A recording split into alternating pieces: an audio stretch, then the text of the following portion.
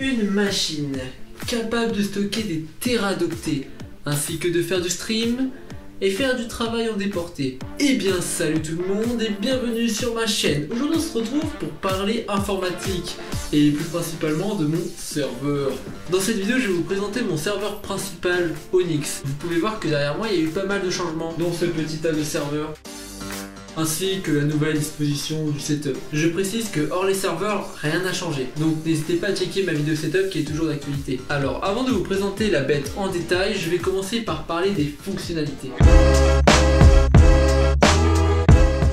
Pour bien comprendre cette vidéo, qu'est-ce qu'un serveur? Comme dirait Jamy, un serveur c'est une machine, un ordinateur, dédié à offrir des services à un ou plusieurs clients. Comme actuellement, la vidéo que vous êtes en train de regarder, vous la lisez depuis un serveur qui est chez YouTube. Il existe des millions de types de serveurs, mais les plus connus sont les serveurs web, les serveurs de streaming, les serveurs de jeux et les serveurs NAS, qui sont les serveurs maison. D'ailleurs, vous en avez peut-être un. Donc mon serveur Onyx, c'est un serveur maison, donc je me suis inspiré d'un vieux PC de bureau, puis j'ai rajouté des pièces, etc. On va voir ça à la fin de la vidéo. Donc il a plusieurs fonctionnalités qui me rendent pas mal de services. En première fonction, il fait serveur de stockage qui marche en local et en ligne.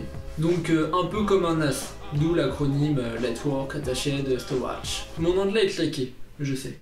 Donc en gros, n'importe où dans le monde, je peux me connecter à mon serveur et échanger et stocker des données grâce à un système de VPN. Mais ce VPN il est géré par un autre serveur qui s'appelle Azurite, et ce serveur a une autre fonction et ça je le présenterai dans une autre vidéo. Revenons dans le sujet de la vidéo. Sur le serveur principal, seconde fonction qui est assez sympa, j'ai fait un site de streaming. Bon, faire un site de streaming c'est un gros mot, je n'ai pas vraiment fait un site de streaming, j'ai juste mis un utilitaire qui s'appelle Plex. Donc en fait, Plex va créer une bibliothèque basée sur un disque dur, et moi dans ce disque dur j'ai mis mes films, comme ça je peux voir mes propres films. D'ailleurs si t'as pas vu mon dernier film, va le voir tout de suite, il y a la bande annonce qui s'affiche là. Donc en gros Plex est cross-platform. Donc Plex est installé partout sur ma tablette, mon PC TV, mon ordi, mon smartphone, etc., etc. Donc une fois sur Plex, je peux me connecter à mon serveur via l'adresse et je peux lire mes films et mes vidéos que j'ai fabriqués. Je peux même partager l'adresse du serveur à des amis pour qu'ils puissent regarder mes films. Et ce que je kiffe en fait, c'est qu'on peut personnaliser les affiches, mettre des petites étoiles, mettre des descriptions, et ça j'adore. D'ailleurs, petite parenthèse aussi en parlant du PC TV, que j'ai un peu nommé bizarrement. Si vous voulez que je vous présente le concept du PC TV et que je vous fasse une vidéo dédiée, dites-le moi dans les commentaires et lâche un petit pouce bleu s'il te plaît. Bref, reprenons. Ensuite, la fonction que j'utilise le plus sur notre petit serveur Onyx, c'est le travail déporté. D'ailleurs, je fais même mon projet Bac Pro Plus dessus. Donc en fait, j'ai installé une machine virtuelle. Donc une machine virtuelle, c'est en gros c'est un ordinateur virtuel. En gros, c'est un ordinateur dans un ordinateur. En gros, le truc c'est Inception. Donc dans mon serveur, j'ai installé une machine virtuelle avec Windows. Donc c'est-à-dire que dans le serveur, il y a un ordinateur Windows. C'est virtuel, hein, c'est voilà. Donc en fait, grâce à TeamViewer et à Parsec, depuis un téléphone ou un ordi ou n'importe quoi, je peux me connecter à cette machine virtuelle du coup qui est Windows 10 et je peux donc faire un montage à distance ou encore lancer un rendu vidéo via Adobe Encoder. Donc franchement si t'es monteur tu comprends que le truc c'est super pratique. Imaginez, je suis en études, je fais mon montage vidéo sur mon PC portable et là je dois faire un rendu 4K ou un rendu de film qui fait 20 minutes sauf que ça sonne dans 3 minutes. J'envoie le projet via la première fonction que je vous ai présentée, via le VPN, donc j'envoie avec Windows Explorer et l'adresse du serveur, j'envoie le projet première. Ensuite avec TeamViewer ou Parsec, je me connecte à l'interface Windows, j'ouvre le projet et je le mets à exporter depuis le serveur. Comme ça, hop, je ferme mon PC portable, je vais faire ma vie et pendant ce temps le serveur encode le fichier vidéo. Et ça peut même être pratique parce que du coup, je peux faire plusieurs montages et dès que je finis un montage et je veux en faire un autre, bah, je peux envoyer le projet et le serveur l'exporte et moi je peux faire autre chose avec mon PC. C'est super pratique en vrai. Fonction que je n'ai pas encore mis en place, en gros, je peux faire une box domotique, c'est-à-dire que je peux gérer mes équipements connectés, style portail, ampoule, depuis le serveur, donc je me suis pas encore penché vers la question, mais je pense que je pourrais peut-être en faire des vidéos. Parce que j'ai déjà une petite idée d'un système de caméra de surveillance en mode un peu what the fuck que je pourrais faire en vidéo, ça pourrait être un petit délire à faire avec vous. Moi aussi hébergeur web, quand j'aurai un site web. Il fera également hébergeur du projet FoxSkyDMC, donc en gros c'est un gros serveur Minecraft qu'on veut ouvrir au public et à vous. Mais ça, je ne préfère pas en parler maintenant et je préfère en parler dans une prochaine vidéo. Et aussi, je travaille sur un projet qui peut être sympa en fait. Genre, j'ai mis une carte PCI Express SSD. Donc, en gros, moi, mon projet, c'est d'arrêter de fournir mes données personnelles à Google, même s'ils ont déjà accès à tout. Et c'est de me faire un cloud privé. En gros, ce serait de mettre un petit logiciel qui envoie, dès que je prends une photo, qui envoie la photo à mon serveur et qu'il a supprimé. En gros, ce serait de déporter le stockage du téléphone.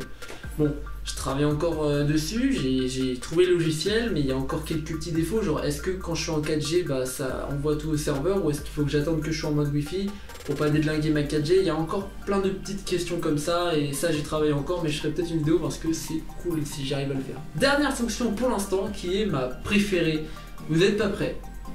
Le serveur Onyx fait aussi régie de streaming, donc régie direct YouTube, régie direct Twitch, il fait régie. Alors là, il va falloir que je vous explique un peu. En gros, il encode mes lives avant de les envoyer sur YouTube ou sur Twitch. Pour résumer, j'envoie une capture d'écran de mon ordi portable de Nougat Play, je l'envoie au serveur via NDI qui va lui ensuite encoder le live. Donc en gros, NDI c'est un protocole pour envoyer du flux au réseau par vidéo, par câble RJ45, par fibre optique, etc. Et ensuite avec un boîtier d'acquisition MDI ou une carte réseau comme moi, bah en fait tu peux récupérer le flux vidéo et tu l'as, c'est cool.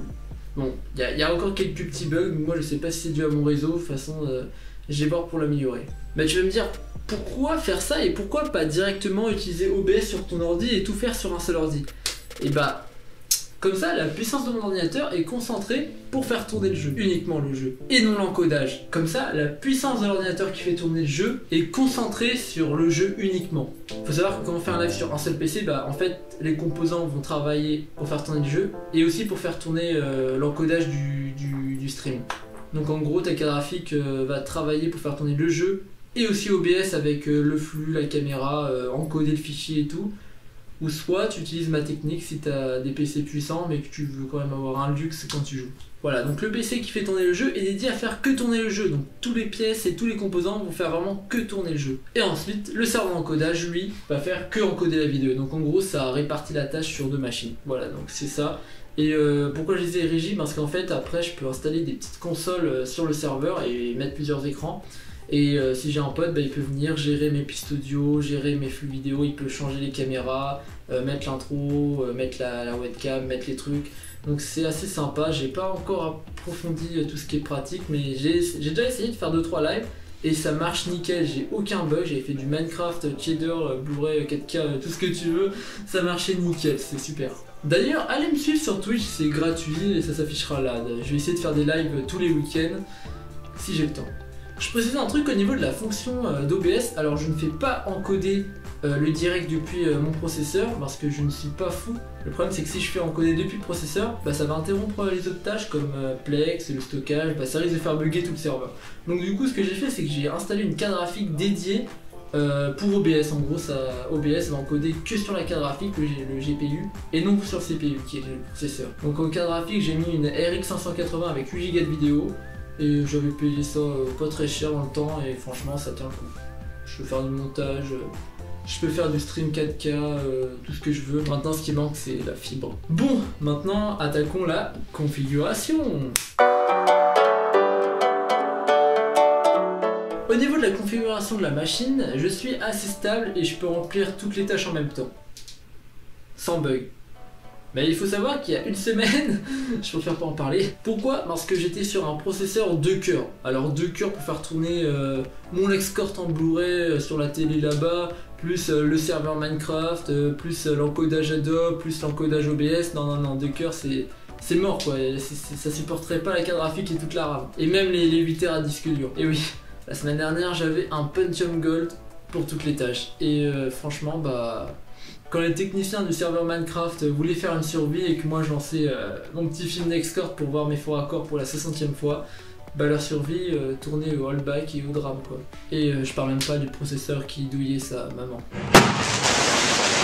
Pauvre processeur. Mais maintenant je suis passé sur un Xeon E3 1245 V3 SR14T avec 4 cœurs 4 threads et une fréquence de 3,50 GHz. Donc un code cœur. Et franchement, il est limite plus puissant que le Intel Core i7 2600K de mon serveur Azurite. En RAM, on est sur du 10 Go en DDR3 avec 2 barrettes de 4 Go et une barrette de 2 Go. Donc trouvé partant dans le garage, voilà, c'est la marque, elle s'appelle trouvé partant dans le garage. D'ailleurs, il y en a même une qui est corrompue, c'était une 4 Go, j'ai pleuré. Ensuite, au niveau de la carte mère, je suis sur une Z87M G43 avec LGA 11050. Donc en GPU, j'ai installé une RX 580 à 8 Go de vidéo de chez AMD, donc c'était celle d'Asus que j'ai pris. et franchement elle tient le coup, elle est nickel. Je pouvais aussi installer un second GPU, donc une deuxième carte graphique. Je voulais installer une Nvidia GeForce GT 640 avec 2 Go de vidéo. Je l'ai pas installé, pourquoi? Parce qu'en fait genre elle me servira à rien. Parce que du coup ma machine virtuelle tourne sur Windows 10 et j'ai pas assez de RAM pour me faire une deuxième, donc je l'ai enlevé et j'ai mis un adaptateur SSD à la place. Ensuite, en stockage, pour pouvoir stocker de mon téléphone, quelques backups et le stockage principal de mon infrastructure, je suis sur du 240 Go pour le SSD, enfin plutôt 230. Au niveau du PCI Express, du coup je suis sur du 120 Go SSD M.2. En disque dur, alors je suis sur des HDD de 7200 tours ou 5200 tours de chez Western Digital Red. Donc j'en ai un de 4 Tera que je partage avec ma famille parce que voilà, il est donné de la famille, c'est moi qui gère le réseau ici du coup maintenant. Et le 3 Tera pour Foxlake Production et pour ma prod. Et ensuite il y a 2 disques durs, je sais plus, il y en a 2 d'1 Tera ou 1 de 500. Je crois que j'ai monté un volume pour me faire l'archive. Là où je stocke tous mes anciens projets de mes anciens clients ou de mes anciennes vidéos, voilà. Parce qu'en vrai on dirait pas, mais des vidéos ça stocke, hein, parce que 4 Tera en vrai en un an c'est rempli quoi. Si tu gardes tous les rushs, enfin les monteurs me comprendront. Donc pour alimenter tout ça, il me semble qu'on est sur une alimentation de 550 watts, donc une classique. Au niveau du boîtier, nous sommes sur un châssis des années 90, je l'avais déjà utilisé pour faire une vidéo l'année dernière. Donc j'ai retiré la face avant pour pouvoir installer un ventilo à l'arrache, parce que les anciens ventilos, ils étaient obsolètes en fait, ils n'étaient pas compatibles avec la carte mère, et c'était des ventilos des années 90, donc ils étaient tous HS.